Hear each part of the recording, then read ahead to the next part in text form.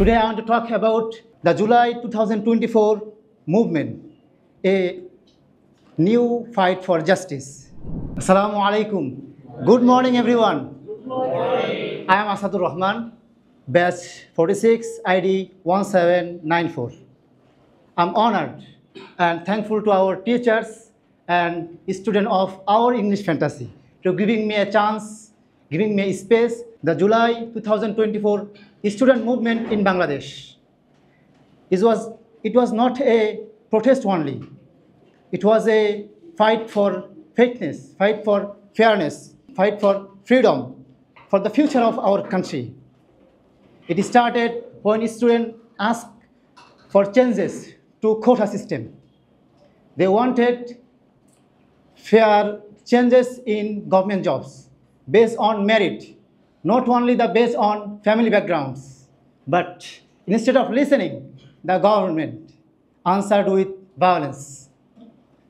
Under the order of old Prime Minister Sheikh Hasina, the police and the government supporters attacked students in the Dhaka University and many other places. Peaceful students were beaten and shot. Sheikh Hasina even said something very painful. If the children of freedom fighters don't get quotas, should children of Rajakar get quota? These words made students even more angry, and this was a very disrespectful comment. Then we saw many deaths of our brothers and students. Abu Said from Rangpur was shot by police. Even he had no weapon, just only a wooden stick. Mir Mugdo was killed while she is serving water among protesters. His word, anyone need water, were become famous and touched everyone's heart. Yamin from Shabar killed and police throw his body from their vehicle like a garbage. It shocked whole country. Then come the final demand, one demand only. People wanted Sheikh Hasina and her government to resign.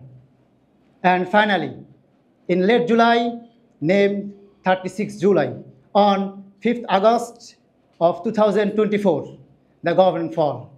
Sheikh Hasina and some of her member of parliaments absconded from their own country. The dictatorship ended.